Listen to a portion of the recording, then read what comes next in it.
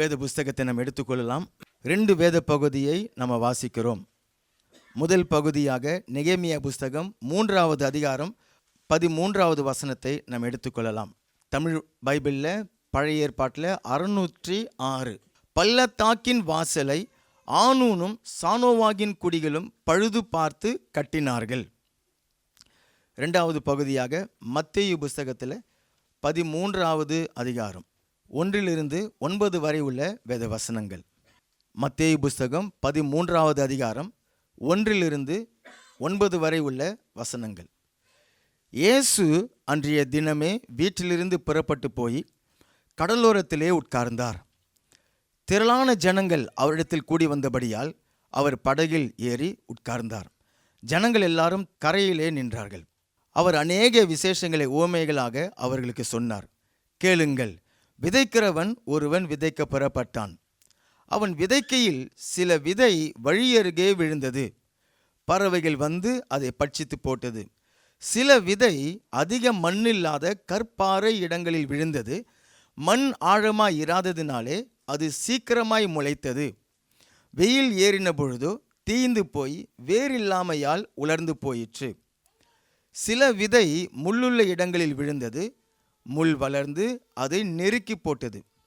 சில விதையோ நல்ல நிலத்தில் விழுந்தது. சிலது 100ஆகவும் சிலது 60ஆகவும் சிலது 30ஆகவும் பலன் தந்தது. கேட்கிறதற்கு காது உள்ளவன் கேட்க கடவன் என்றார். கண்களை மூடி நாம் ஜெபிக்கலாம். எங்களை அதிகமாய் நேசிக்கிற எங்கள் அன்பு பரலோக பிதாவே, இந்த மகிமையான ஆராதனை நாளுக்காக நாங்கள் நன்றியோடு ஸ்தோத்திரிக்கிறோம்.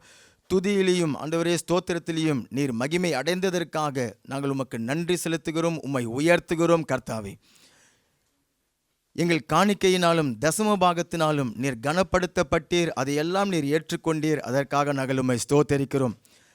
எங்கள் ஜெபங்களை எப்பொழுதும் கேட்டு நீர் பதில் தருகிறீர். உம்முடைய பிள்ளைகள் ஊக்கமாக போராடி ஜெபித்த ஜெபங்களை எல்லாம் நீர் கேட்டு அற்புதங்களை நீர் காண செய்கிறீர். உம்முடைய நாமத்திற்கு சாட்சிகளை உண்டு பண்ணுகிறீர். அதற்காக நாங்கள் உம்மை புகழ்ந்து ஸ்தோத்திரிக்கிறோம். இப்பொழுதும் கூட உம்முடைய வசனத்தை அனுப்பி நீர்தாமே எங்களுடைய வாழ்க்கையில் நீர் விரும்புகிறதை செய்து உம்முடைய நாமத்தை நீர் மகிமைப்படுத்துவீராக. எங்கள் ஒவ்வொருவருடைய இருதயமும் துதியினாலும் ஸ்தோத்திரத்தினாலும் நல்ல நிலமாக மாற்றியிருக்கிறதற்காக உமக்கு நாங்கள் நன்றி செலுத்துகிறோம். அடியேனை மறைத்து கொள்ளுங்க. பரிசுத்த ஆவியானவர் தாமே எங்கள் மத்தியில் நீர் பேசுவீராக. இயேசு கிறிஸ்துவின் நாமத்தினால் ஜெபிக்கிறோம் நல்ல பரலோக பிதாவே. ஆமேன், ஆமேன். ஆண்டவரும் மீட்பெரும் இரட்சகருமாகிய இயேசு கிறிஸ்துவின் நாமத்தினால் மதிலையும் வாசலையும் கட்டுகிற இந்த மகிமையான ஆராதனையில் உங்களை வாழ்த்தி வரவேற்கிறோம். 2 வேத பகுதிகளை நம்ம வாசித்தோம். நெகேமியா புஸ்தகத்தில் 3வது அதிகாரம் 13வது வசனத்தையும், மத்தேயு புஸ்தகத்தில் 13வது அதிகாரம் 9 வசனங்களை நம்ம வாசித்தோம். இந்த நாட்களில் பஸ்காவுக்கு முன்பாக இருக்கக்கூடிய இந்த வாரங்களை நாம் தெரிந்து கொண்டு மதில்களையும் வாசல்களையும் கட்டி எழுப்புகிற காரியத்தில் தேவன் நம்மை நடத்தி கொண்டிருக்கிறார்.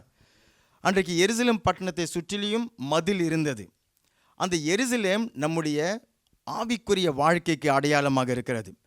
தேவன் தம்முடைய பிள்ளைகளை சுற்றிலும் அவர் மதிலை போட்டு வைத்திருக்கிறார். ரட்சிப்பை நமக்கு மதிலாக கொடுத்திருக்கிறார். தேவனுடைய சபை கூடி வருதல் நமக்கு மதிலாக இருக்கிறது. நீங்கள் பெற்றிருக்கிற பரிசுத்தாவினுடைய அபிஷேகம் உங்களை மதிலாக சூழ்ந்து கொண்டிருக்கிறது. உங்களுடைய தனிப்பட்ட ஜெப வாழ்க்கை நமக்கு தேவன் மதிலாக கொடுத்திருக்கிறார். ஊழியக்காரரை, நம்மை நடத்தக்கூடிய தேவனுடைய ஊழியக்காரரை தேவன் மதிலாக அவர் கொடுத்து வைத்திருக்கிறார். நீங்கள் ரட்சிக்கப்பட்டு இருக்கிறீங்கன்னு சொன்னாக்கா அந்த மதிலுக்குள்ளார நீங்கள் இருக்கிறீங்கன்னு சொல்லிட்டு அர்த்தம். அல்லேலூயா. அப்படின்னு சொன்னால் என்ன அர்த்தம்? தேவன் உங்களை பாதுகாத்து கொண்டிருக்கிறார். தேவன் உங்களை உலகத்திலிருந்து பிரித்து எடுக்கப்பட்டவர்களாக தம்முடைய ஜனமாக சேர்த்து கொண்டு அவருடைய அன்பினால் நிறைத்து பாதுகாத்து போஷித்து பராமரித்து கொண்டிருக்கிறார்னு சொல்லிட்டு அர்த்தம். நெகேமியாவுடைய நாட்களில் அந்த எருசலேம் மதிலில் 10 வாசல்கள் இருந்தது. அதான் நெகேமியா 3வது அதிகாரத்தில் அந்த 10 வாசல்களையும் நம்ம பார்க்க முடியும். அதில் 13வது வசனத்தை நம்ம வாசித்த பொழுது அங்கே பள்ளத்தாக்கின் வாசலை பழுது பார்த்து கட்டினார்கள் என்று சொல்லப்பட்டிருக்கிறது. அந்த 10 வாசல்களும் தேவனுடைய பிள்ளைகள் இந்த ரட்சிப்பின் வாழ்க்கையில், விசுவாச வாழ்க்கையில், ஆவிக்குரிய வாழ்க்கையில் கட்டி எழுப்ப வேண்டிய காரியங்களைத்தான் அந்த 10 வாசல்களும் நமக்கு குறிக்கிறது. அதில் முதல் வாசல் பார்த்தோம், ஆட்டு வாசல். ஆட்டு வாசல் ரட்சிக்கப்பட்ட தேவனுடைய பிள்ளைகள் அதோடு இருந்துவிடக்கூடாது. என்னுடைய ரட்சிப்பு நிறைவேற நான் பிரயாசங்களை ஏறெடுக்க வேண்டும். ஆமீன். அது நல்லா நம்ம விளக்கமாக நம்ம தியானித்தோம். ரெண்டாவது வாசல் அந்த நெகேமியா 3வது அதிகாரத்தில் வருகிறது, மீன் வாசல். அது விசுவாசிகள் சுவிசேஷ ஊழியத்தை செய்யும்படிக்காக தேவன் ஒரு பெரிய கடமையை கொடுத்திருக்கிறார், மாபெரும் கட்டளையை கொடுத்திருக்கிறார். இப்போ ஒரு விசுவாசி ரட்சிக்கப்பட்டு நான் உண்டு சபை உண்டு அப்படி இருந்துவிட முடியாது. அவங்க அந்த சுவிசேஷ ஊழியத்தை செய்யும் பொழுது தான் அந்த வாசலை பழுது பார்த்து கட்டி எழுப்புகிறார்கள். ஆமீன். மூன்றாவதாக நம்ம என்ன வாசலை பார்த்தோம்? பழைய வாசல். போன வாரத்தில் பழைய வாசல் அது என்கிறது என்னன்னு சொன்னாக்கா, தேவனுடைய பூர்வமான வழிகள். தேவனுடைய வழிகள் மாறுகிறது கிடையாது. பழைய ஏற்பாட்டிலையும் சரி புதிய ஏற்பாட்டிலையும் சரி தேவன் மாறாதவர். அவருடைய நித்தியமான வழிகள் சொல்லிட்டு இருக்கிறது.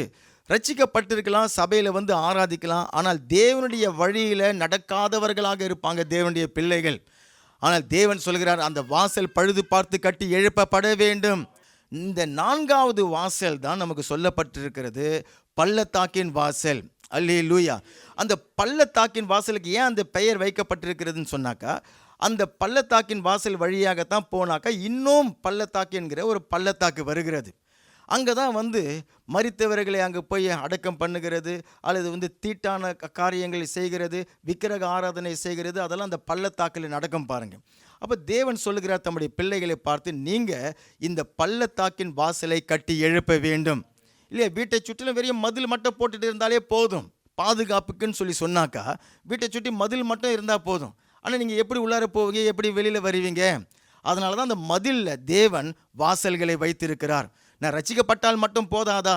நான் தான் ரட்சிக்கப்பட்டிருக்கிறேனே, என்னை சுற்றிலும் மதில் இருக்குது தானே, சபைக்கு நான் வருகிறேன் தானே, என்னை சுற்றிலும் மதில் இருக்கிறது தானே, வீட்டிலேயே நான் ஜெபிக்கிறேன் தானே, என்னை சுற்றிலும் மதில் இருக்கிறது தானே அப்படின்னு சொல்லிட்டு இருந்துவிட முடியாது.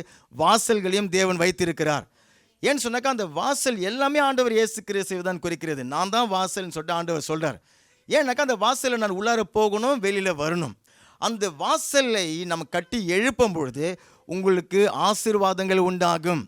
அந்த வாசலை பழுது பார்த்து கட்டி எழுப்பும் பொழுது உங்களை தாக்கக்கூடிய சாத்தானுக்கு பாதுகாக்கப்படுவீர்கள்.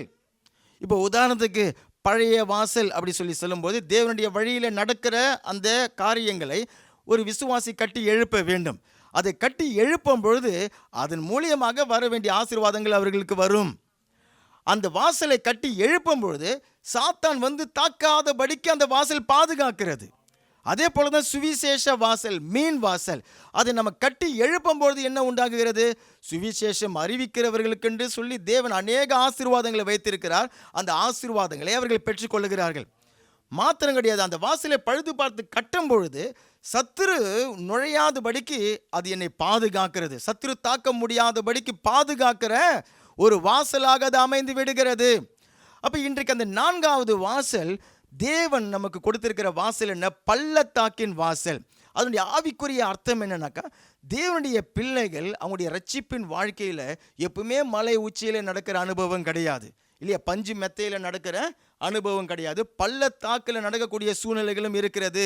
வாழ்க்கையில் ஏற்படக்கூடிய அநேக போராட்டங்கள், உபத்திரவங்கள், சரீர பலவீனங்கள், சத்துருடைய தாக்குதல்கள், குடும்ப சமாதானம் பாதிக்கப்படுகிறது, பொருளாதாரம் பாதிக்கப்படுகிறது, வேலையில்லாத திண்டாட்டம் உண்டாகுகிறது, அதன் விளைவாக குடும்பத்தில் நிம்மதியில் எல்லாம் பாதிக்கப்படுகிறது. பிள்ளைகளுடைய வாழ்க்கை சில நேரத்தில் தாக்கப்படுகிறது. சத்துரு வந்து தாக்குகிறான், விசுவாசிகளுக்கு விரோதமாக போராடுகிறான். இது எல்லாமே பள்ளத்தாக்கின் அனுபவம். அப்போ இந்த பள்ளத்தாக்கின் அனுபவத்தின் வழியாக ஒரு விசுவாசி நடக்கக்கூடும்.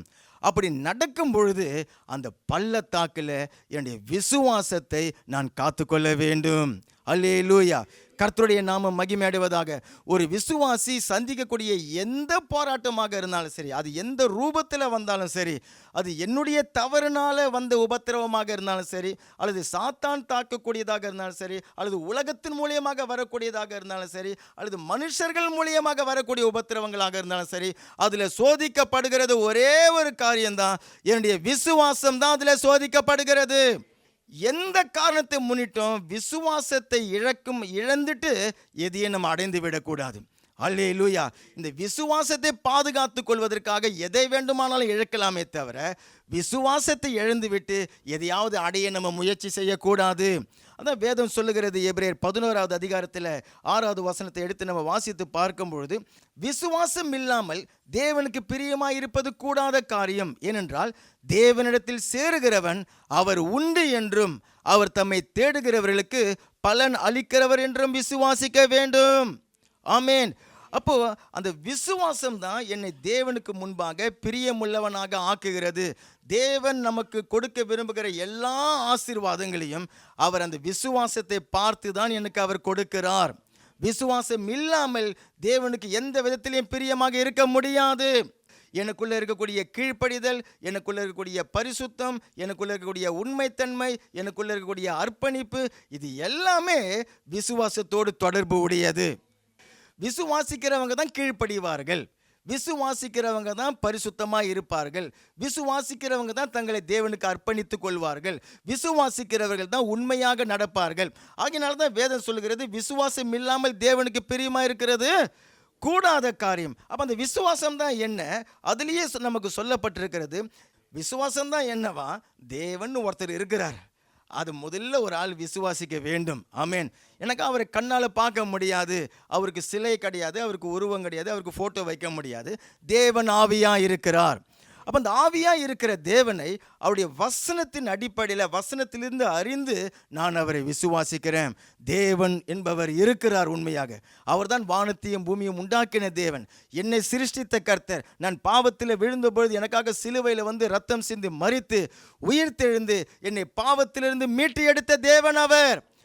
மாத்திரம் கிடையாது, நான் நடந்து போகிற இந்த சூழ்நிலை என் தேவன் என்னோடு கூட இருக்கிறார். தேவன் இருக்கிறார்.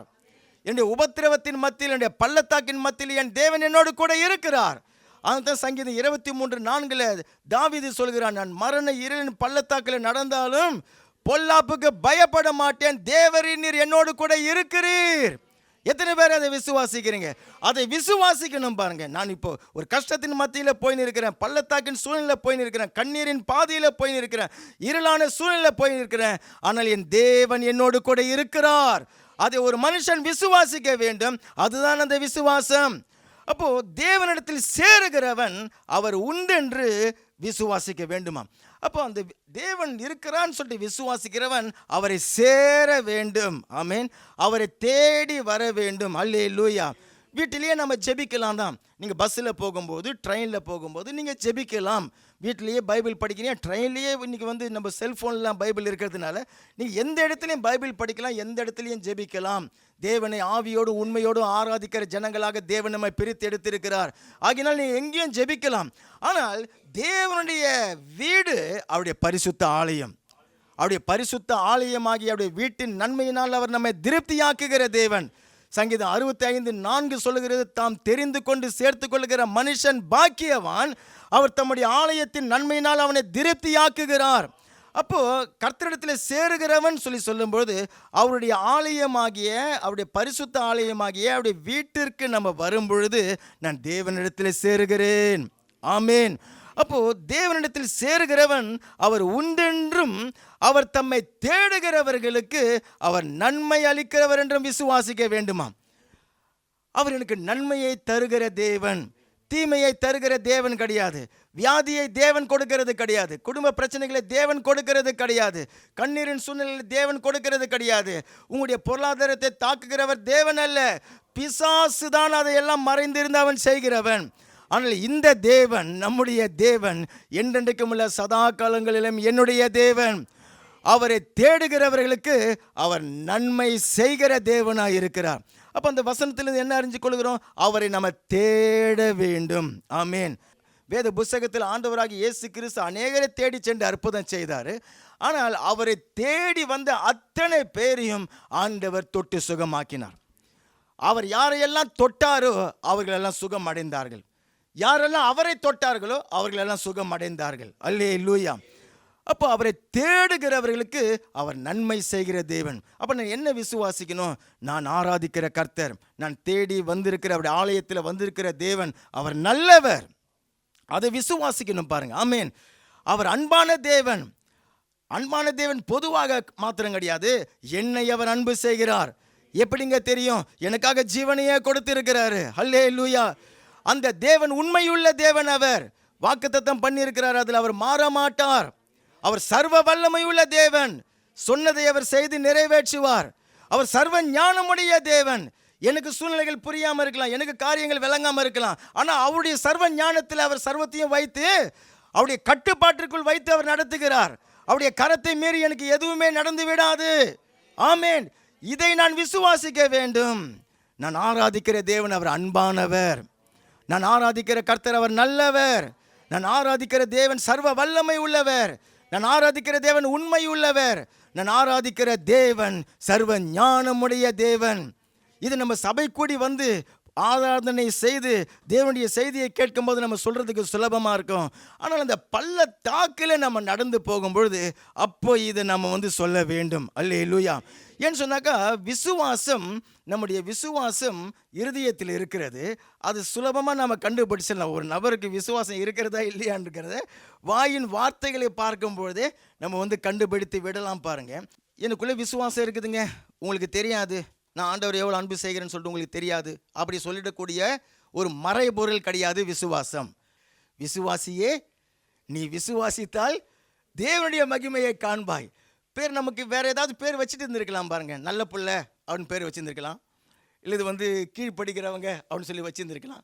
ஆனால் ஏன் விசுவாசின்னு பேர் வச்சுக்கிறாருனாக்கா, அதுதான் ரொம்ப முக்கியமான ஒரு காரியம். ஆமேன். விசுவாசி. எனக்கு பேர் என்னது? விசுவாசி. இப்போ 2 கொரிந்தியர் 13வது அதிகாரம் 5வது வசனத்தை பாருங்கள். நீங்கள் விசுவாசம் உள்ளவர்களோ வென்று உங்களை நீங்களே சோதித்து அறியுங்கள், உங்களை நீங்களே பரீட்சித்து பாருங்கள், இயேசு கிறிஸ்து உங்களுக்குள் இருக்கிறார் என்று உங்களை நீங்களே அறியீர்களா? நீங்கள் பரீட்சைக்கு நில்லாதவர்களாக இருந்தால் அறிய மாட்டீர்கள். அப்போ எனக்குள்ள விசுவாசம் இருக்கிறதா என்கிறத நானே என்னை சோதித்து பார்த்து கொள்ள வேண்டும். நானே என்னை பரீட்சித்து பார்த்து கொள்ள வேண்டும். அதுக்கு சிம்பிளான ஒரு காரியம், ஒரு பள்ளத்தாக்கில் நடந்து போகும்பொழுது, ஒரு நெருக்கடியில் நடந்து போகும்பொழுது என்னுடைய வாயிலிருந்து புறப்படுகிற வார்த்தைகளை நான் கவனித்து பார்க்க வேண்டும். இல்லையா?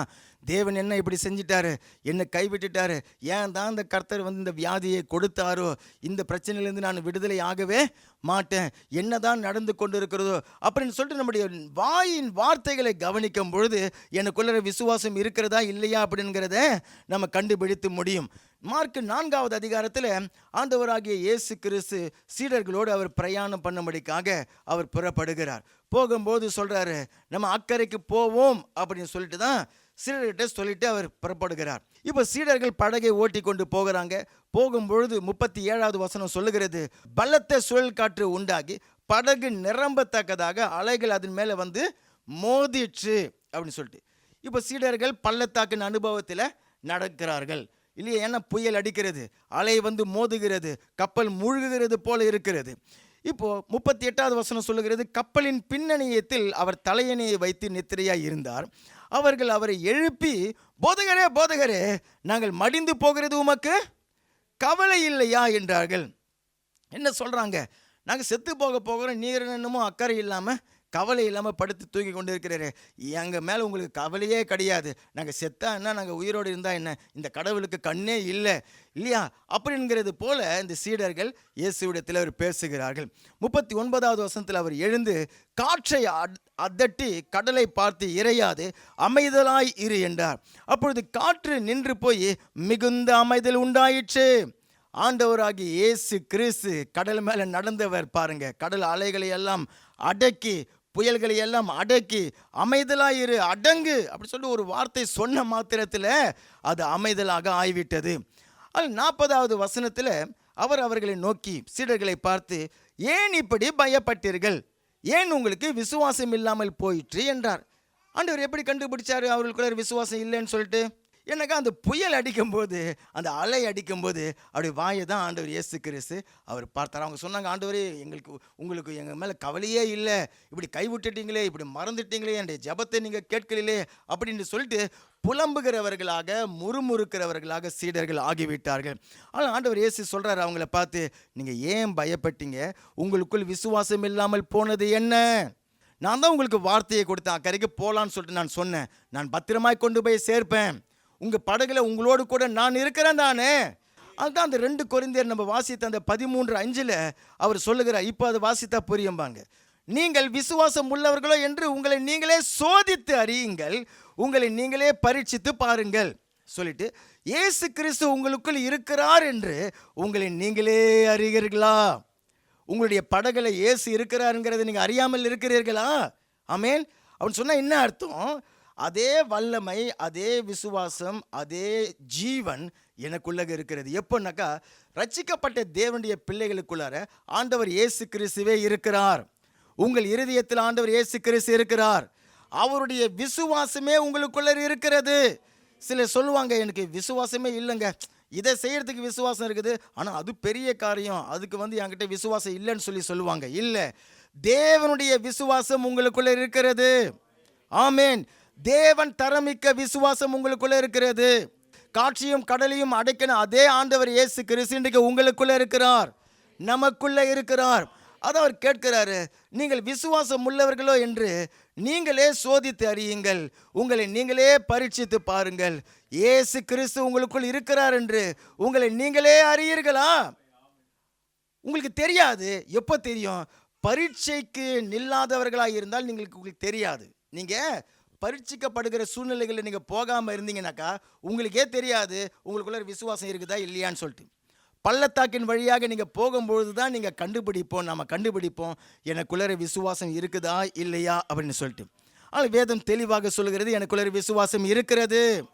அப்போது சரி, எனக்குள்ள விசுவாசம் இருக்குது, அப்போ ஏன் நான் சந்தேகப்படுகிறேன்? ஏன் எனக்கு பயம் வருகிறது? ஏன் சூழ்நிலைகளை என்னால் மேற்கொள்ள முடியல?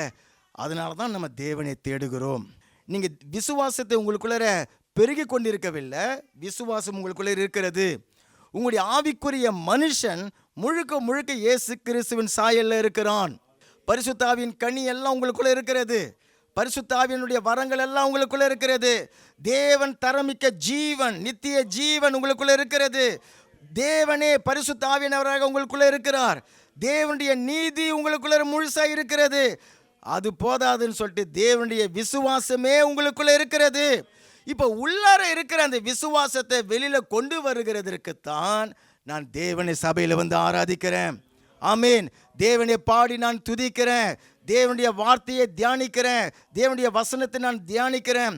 அதுதான் ரோமர் 10:17 சொல்லுகிறது, விசுவாசம் தேவனுடைய வார்த்தையை நாம் கேட்கும் பொழுது என்னுடைய இருதயத்தில் உண்டாகுகிறது.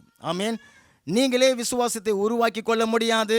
அந்த தேவனுடைய வார்த்தை தான் எனக்குள்ள விசுவாசத்தை உண்டாக்கும். நானே ஒரு காரியத்தை செய்ய போகிறேன்னு சொல்லிட்டு நானே விசுவாசத்தை எனக்குள்ள உருவாக்கி கொள்ள முடியாது. விசுவாசத்தை தேவனுடைய வார்த்தை தான் உருவாக்குகிறது. கர்த்தருடைய நாமம் மகிமை அடைவதாக. அப்போ அந்த பள்ளத்தாக்கில் நடந்து போகும்பொழுது தான் எனக்குள்ள இருக்கிற விசுவாசம் எப்படிப்பட்டதாக இருக்கிறது என்கிறத நீங்களும் நான் அறிந்து கொள்ள முடியும். விசுவாசம் எங்கே இருக்கிறது? இருதயத்தில் இருக்கிறது. அப்போ ஆண்டவராகிய இயேசு கிறிஸ்து மத்தேயு 13வது அதிகாரத்தில் விதைக்கிறவனுடைய ஊமையை குறித்து அங்கே அவர் சொல்லுகிறார். விதைக்கிறவனுடைய ஊமை என்ன காரியம்னு சொன்னாக்கா, தேவனுடைய வார்த்தை விதைக்கப்பட்டு அது ஒரு மனுஷனுடைய இருதயத்தில் உருவாக்கக்கூடிய விசுவாசத்தை குறித்து ஆண்டவர் அங்கே கற்றுக் கொடுக்கிறார். அங்கே விதைக்கப்படுகிற விதை தேவனுடைய வார்த்தை, அங்கே விதைக்கப்படுகிற நிலம் மனுஷர்களுடைய இருதயம். அப்போ மனுஷருடைய இருதயம் 4 விதமாக இருக்கிறதா. ஆண்டவர் சொன்ன அந்த ஓமையில் நடைபாதை போன்று இருக்கிற இருதயம், அதான் முதல் நிலம். 2வது கற்பாறை போல இருக்கக்கூடிய நிலம், அதுதான் மனுஷனுடைய இருதயம், கடினமாக கற்பாறை போன்ற அந்த ஒரு இருதயம். 3வது முள்ளுகள் நிறைந்த நிலம் என்று சொல்லி ஆண்டவர் இயேசு கிறிஸ்து சொல்லுகிறார். 4வது நல்ல நிலம். ஆனால் விதைக்கிறவன், தேவனுடைய வார்த்தை எல்லாமே ஒன்று தான். அது எந்த அளவுக்கு பலன் கொடுக்கிறது என்கிறது எதை பொறுத்துன்னு சொன்னாக்கா, அதை பெற்றுக்கொள்ளக்கூடிய மனுஷனுடைய இருதயம் எப்படி இருக்கிறது அப்படிங்கிறத பொறுத்து தான் உங்களுடைய வாழ்க்கையில் தேவனுடைய வார்த்தை விளைவை உண்டு பண்ணுகிறது. நடைபாதை இருதயம், கற்பாறை இருதயம், முள்ளுள்ள இருதயம், நல்ல இருதயம். ஆமேன். அதில் முதல் சொன்ன 3 நிலங்களும் பலனற்றது போய்விட்டது. இந்த நல்ல நிலம் மாத்திரம்தான் அங்கே பலனை உண்டு பண்ணினது. 30, 60, 100 அது பலன் தந்ததுன்னு சொல்லிட்டு. அப்போ இன்றைக்கு அந்த 4 நிலங்களையும் நம்ம பார்த்து அந்த 4 நிலத்தில் இருக்கக்கூடிய 4 விதமான அந்த நிலம் உடைய அந்த இருதயம் உடையவர்கள் பள்ளத்தாக்கின் வழியாக போகும் பொழுது அவர்கள் எப்படி செயல்படுகிறார்கள் அப்படிங்கிறத நம்ம பார்த்து, இன்றைக்கி என்னுடைய இருதயம் எப்படி இருக்கிறது, என்னுடைய விசுவாசத்தை தேவன் கட்டி எழுப்ப விரும்புகிறார். இன்றைக்கி நீங்கள் விசுவாசத்தில் எந்த அளவில் இருந்தாலும் தேவனுடைய நோக்கம் நீங்கள் அழுகையின் பள்ளத்தாக்கை உருவ நடந்து மகிழ்ச்சியின் நீரோற்றாக்கி கொள்ள வேண்டும் என்கிறது தான் தேவனுடைய நோக்கம். அல்லேலூயா. எப்படிப்பட்ட விசுவாசத்தில் நீங்கள் இருந்தாலும் சரி, அந்த விசுவாசத்தை தேவன் இன்றைக்கு கட்டி எழுப்புகிறார். நீங்கள் நடந்து கொண்டிருக்கிற பள்ளத்தாக்கையா நீங்கள் உருவ நடந்து அதை ஜெயமாக மாற்றிக்கொள்ளுவீர்கள். கண்ணீரை களிப்பாக நீங்கள் மாற்றிக்கொள்வீர்கள். தோல்வியை வெற்றியாக நீங்கள் மாற்றிக்கொள்வீங்க. சமாதானம் இல்லை என்கிற நிலையை நீங்கள் சமாதானம் உடையதாக மாற்றிக்கொள்ளுவீர்கள். இன்றைக்கு நீங்கள் நடக்கிற இந்த பள்ளத்தாக்கில் நீங்கள் ஜெயத்தை சுதந்திரித்துக் கொள்ளுவீர்கள். கர்த்தருடைய நாமம் மகிமை அடைவதாக. அதில் முதலாவது நிலம் அந்த வழி அருகே இருக்கக்கூடிய அந்த நிலம் என்பதாக. அந்த வழி அருகே இருக்கக்கூடிய அந்த நிலம் மனுஷனுடைய இருதயத்தை எப்படி பிரதிபலிக்கிறதா? மத்தேயு 13:19 வசனத்தை நம்ம பார்க்கலாம். ஒருவன் ராஜ்யத்தின் வசனத்தை கேட்டும் உணராது இருக்கும் பொழுது பொல்லாங்கன் வந்து அவன் இருதயத்தில் விதைக்கப்பட்டதை பறித்து கொள்கிறான். அவனே வழி அருகே விதைக்கப்பட்டவன். இல்லையா? வழி அருகேன்னு சொன்னாக்கா என்ன அர்த்தம்? ஒரு வயல் நிலத்தை கற்பனையில் கொண்டு வந்துருங்க. இந்த நேரத்தில் வயல் பக்கத்தில் நடைபாதை இருக்கிறது. அதில் பலர் நடந்து நடந்து நடந்து அது கால் மீதிப்பட்டு அது என்ன ஆகிடும்? ஒரு மாதிரி கடினமாக அந்த பாதையை மாறிவிடும் இல்லையா? அப்போ விதைக்கிறவன் பொதுவாக எல்லா இடத்துலையும் விதைச்சின்னு இருக்கிறான். விதைக்கும்போது அது ஒரு சில விதைகள் போயிட்டு அந்த நடைபாதையில் விழுகிறது. இப்போ நடைபாதை கடினமாக இருக்கிறபடினால அந்த விழுந்த விதை வேர்கொள்ள முடியவில்லை. கொஞ்ச நேரத்தில் குருவி வந்து அதை தூக்கி கொண்டு போய்விட்டது என்கிறதாக. அதே போல தான் தேவனுடைய ஜனங்கள் அல்லது பொதுவாக ஜனங்கள் தேவனுடைய வசனத்தை கேட்கும் பொழுது அதை உணராமல் இருக்கும் பொழுது பிசாசு வந்து அந்த விதைகளை எடுத்துக்கொண்டு போய்விடுகிறான். ஏன்னா ஆண்டவராக இயேசு கிறிஸ்துவை அநேகர் தேடுகிறார்கள். கிறிஸ்தவர்கள் மாத்திரமா தேடுவாங்க? எல்லாருமே தேடுகிறார்கள். ஆனால் அப்படி தேடும் பொழுது அவங்களுடைய நோக்கம் என்னவாக இருக்கும் அப்படிங்கிறத இந்த வேத பகுதி நமக்கு காண்பிக்கிறது. அதாவது ஆண்டவரிடத்தில் எனக்கு ஒரு அற்புதம் தான் வேண்டும், இந்த பிரச்சனையிலிருந்து எனக்கு விடுதலை தான் வேண்டும், எனக்கு ஆண்டவர் வேண்டாம் அப்படின்னு சொல்லிட்டு இருக்கக்கூடிய நிலையை தான் இந்த வழி அருகே இருக்கக்கூடிய நிலம் காண்பிக்கிறது. ஏன்னு சொன்னாக்கா அவங்களுக்குள்ள பல அபிப்பிராயங்கள் இருக்கும், பல நம்பிக்கைகள் இருக்கும். அந்த தத்துவம், இந்த அவர் சொன்னது, இவர் சொன்னதுன்னு சொல்லிட்டு பல அபிப்பிராயங்கள் அதில் அந்த இருதயத்தில் நடந்து நடந்து நடந்து அது ஒரு விதமாக கடினமாக ஆகிவிடும். இப்போ இயேசு கிறிஸ்துடைய போதனை நமக்கு சொல்லப்படும் பொழுது அது அங்கே வேர்கொள்ளாமல் போய்விடும். பாருங்க, மத்தேயு 15வது அதிகாரத்தை எடுத்துக்கொள்ளுங்க. ரொம்ப அற்புதமான ஒரு சம்பவம். மத்தேயு 15வது அதிகாரத்தில் 22 28 வரை உள்ள வேத பகுதியை நீங்கள் வாசித்து பாருங்க. அங்கே ஆண்டவராகிய இயேசு கிறிஸ்துவை கானானிய ஸ்திரீ ஒருத்தி தேடிக்கொண்டு வருகிறாள். கானானியர் என்று சொல்லும்போது அவங்க இஸ்ரவேலர்கள் கிடையாது, புற ஜாதியார்களாக அங்கே இருக்கிறாங்க. அவங்க இஸ்ரவேலுக்கு தேவன் கொடுத்திருக்கிற வாக்கு தத்தம் அதுக்கெல்லாம் அவங்க வந்து சொந்தக்காரர்கள் கிடையாது. இப்போ அந்த கானானிய ஸ்திரீ இயேசு கிறிஸ்துவை குறித்து கேள்விப்பட்டு 22வது வசனத்தில், ஆண்டவரே தாவீதின் குமாரனே எனக்கு இரங்கும், என் மகள் பிசாசினால் கொடிய வேதனைப்படுகிறாள் என்று சொல்லி கூப்பிட்டாள் என்று சொல்லப்பட்டிருக்கிறது. இவள் வந்து ரட்சிக்கப்படாத ஜனங்களுக்கு அடையாளமாக இருக்கிறாள். இயேசு கிறிஸ்துவை ஏற்றுக்கொள்ளாத, இயேசு கிறிஸ்துவை அறியாத ஜனங்களுக்கு அவள் வந்து அடையாளமாக இருக்கலாம். ஆனால் வந்து இயேசுவை குறித்து கேள்விப்படுகிறாள், இயேசுடைய தேடி வருகிறாள். ஏன்னு சொன்னாக்கா அவளுடைய வாழ்க்கையில் ஒரு பள்ளத்தாக்கில் அவள் நடந்து கொண்டிருக்கிறாள். என்ன பள்ளத்தாக்கு அவளுடைய வாழ்க்கையில்? அவளுடைய மகளுக்கு பிசாசு பிடித்து இருக்கிறது இல்லையா? அவள் பல முயற்சிகளை செய்திருப்பா, அதெல்லாம் அவளுக்கு வந்து ஒன்றுமே ஒர்க் அவுட் ஆகலை. இப்போ இயேசு கிட்ட போனால் இயேசு சுகம் தருவார், இயேசு விடுதலை தருவார், இயேசு அற்புதம் செய்வார் அப்படின்னு சொல்லிட்டு கேள்விப்பட்டு அவளும் ஒரு ரட்சிக்கப்பட்ட விசுவாசி போல, ஒரு இஸ்ரவேலனை போலலாம் பேசி கூப்பிடுகிறான். ஆண்டவரே தாவீதின் குமாரனே அப்படிலாம் சொல்லி கூப்பிட்ற. புறஜாதி அப்படி கூப்பிட மாட்டாங்க, அவளும் அப்படி கூப்பிடுகிறாள். இப்போ இயேசு என்ன பண்ணுறாரு? காதில் வாங்காதது போல் அப்படி நடந்து கொண்டு இருக்கிறார். சீடர்களும் வந்து கொஞ்சம் சிபாரிசு பண்ணுறாங்க. ஆண்டவரே அவள் தான் கூப்பிட்டுன்னு இருக்கிறாளே, ஏதாவது ஒரு அற்புதத்தை செய்து அவளை அனுப்பி விடுங்க அப்படின்னு சொல்லிட்டு சொன்ன பொழுது ஆண்டவர் சொல்கிறாரு, காணாமல் போன ஆடுகளாகிய இஸ்ரவேல் வீட்டாருக்காக தான் நான் வந்தேன், இவங்களுக்காக நான் வரலன்னு சொல்லி நடையை கட்டிக்கிட்டே இருக்கிறான். இப்போ இந்த பெண்ணும் சோர்ந்து போகலை. என்னப்பா இவரை தேடி வந்தேன், இனிமேல் பெருசாக இவர் என்னமோ பிகு காட்டுறாரு, வந்தால் ஏதோ அற்புதம் செய்வாருன்னு சொல்லிட்டு தான் நாங்கள் வந்து கேள்விப்பட்டோம், அதனால தான் நான் வந்தேன். இவர் என்னமோ என்னை வந்து கண்டுக்காமல் போயிட்டே இருக்கிறாருன்னு சொல்லிட்டு அவள் திரும்பி போயிடல. இவள் தொடர்ச்சியாக வந்து கொண்டு இருக்கிறாள். இப்போ ஆண்டவர்கிட்ட முன்னாடியே வந்து அவருடைய பாதத்தில் பணிந்து கொண்டாள் என்று சொல்லப்பட்டிருக்கிறது 25வது வசனத்தில். சொன்னாக்கா பாதத்திலேயே வந்து விழுந்துட்டா ஆண்டவரே உதவி செய்யுங்க அப்படின்னு சொல்லிட்டு பாதத்திலேயே வந்து விழுந்து விடுகிறார். விழுந்தபொழுது ஆண்டவர் பெரிய குண்டை தூக்கி போடுகிறார். 26 பாருங்க, அவர் அவளை நோக்கி பிள்ளைகளின் அப்பத்தை எடுத்து நாய்க்குட்டிகளுக்கு போடுகிறது நல்லது அல்ல அப்படின்னு சொல்லி சொல்றார். நாய்க்குட்டின்னு சொல்லி சொல்லும்போது பாவ வாழ்க்கையில் வாழக்கூடிய காரியத்தை அது சொல்லுகிறது. நாய்க்குட்டின்னு சொல்லும்போது இந்த இஸ்ரவேல் அல்லாத ஒரு புற ஜாதியால் அப்படிங்கிறது போல் அங்கே வந்து சொல்லப்படுகிறது. ஆனால் ஆண்டவர் அதை ஏன் சொல்லுகிறாருங்கிறத நம்ம பிற்பாடு பார்க்கலாம். ஆனால் இப்போ கூட அந்த கானானிய ஸ்திரீ தன்னை தாழ்த்தி கொள்ளுகிறாள். அல்லேலூயா. விசுவாசம் என்கிறது தாழ்மை. விசுவாசம் என்கிறது விடாமுயற்சியோடு ஆண்டவரை பின்பற்றி வருகிறது. விசுவாசம் என்கிறது கூப்பிட கேட்காமல் இருக்கிறது போல இருந்தாலும் தொடர்ச்சியாக கூப்பிடுகிறது. அப்போ விசுவாசம் இருந்தாக்க வெளியில தெரியும். பாருங்க, எனக்குள்ள விசுவாசம் இருக்கிறது உங்களுக்கு தெரியாதுன்னு சொல்லிட்டு யாரும் சொல்லிட முடியாது. விசுவாசம் இருந்தால் அது வெளியில தெரியும். இவள் விடாமுயற்சியோடு சொல்றா, ஆண்டவரே மெய்தான், ஆனாலும் நாய்க்குட்டிகள் தங்கள் எஜமான்களின் மேஜையில் இருந்து விழும் துணிக்கைகளை தின்னுமேன்னு சொல்லிட்டு அந்த அளவுக்கு தன்னை அவள் தாழ்த்தி கொள்ளுகிறாள். இப்போ ஆண்டவர் இயேசு கிறிஸ்து சொல்லுகிறாரு, ஸ்திரீயே உன்னுடைய விசுவாசம் பெரியது, நீ விரும்புகிறபடி. என்னது? நீ விரும்புகிறபடி உனக்கு ஆக கடவுது என்றார். அந்நேரமே அவள் மகள் ஆரோக்கியமானாள். ஏன் இயேசு அந்த பெருடைய விசுவாசம் பெரிய விசுவாசம் சொல்லி சொன்னாக்கா, இவ்வளவு தடைகள், இவ்வளோ முட்டுக்கட்டைகள் அவளுக்கு வந்து வந்த பொழுதிலும் எதிர்நீச்சல் போடுகிறாள். போராடி ஆண்டவர்கிட்ட இருந்து அந்த அற்புதத்தை அவள் பெற்றுக்கொள்ளுகிறாள். ஆனால் ஆண்டவர் அதை காட்டிலும் ஒரு மேலான வழியை அவளுக்கு காண்பிக்க விரும்பினார். ஆண்டவர் அவளை தன்னுடைய மகளாகவே ஆக்கிக்கொள்ள விரும்பினார். தன்னுடைய பிள்ளையாகவே மாற்றிக்கொள்ள விரும்பினார். அவருடைய விருப்பத்தை அவருடைய வாழ்க்கையில செய்ய விரும்பினார். ஆனால் இவள் எனக்கு ஒரு அற்புதம் கிடைச்சா போதும், எனக்கு வந்து ஒரு விடுதலை கிடைச்சா போதும், என் மக சுகமானால் போதும், எனக்கு இதை மட்டும் செஞ்சிருங்க ஆண்டவரே, டேபிளில் பிள்ளையை போல் உட்காந்து சாப்பிடுகிற அனுபவம் எனக்கு வேண்டாம், கீழே வீழ்த்தேன், நான் துணிக்கையை நான் எடுத்து சாப்பிட்டுக்கிறேன்கிற அளவுக்கு அவள் அதோடு இருந்து விட்டால் தான் ஆண்டவர் சொல்கிறார், நீ விரும்புகிறபடி உனக்கு ஆகட்டும். அல்லேலூயா. ஆனால் நம்முடைய வாழ்க்கையில் நல்ல கவனிங்க, பள்ளத்தாக்கின் வழியாக நம்ம நடந்து போகும்பொழுது ஆண்டவருக்கு ஒரு விருப்பம் இருக்கிறது. எத்தனை பேருக்கு அது புரியுது?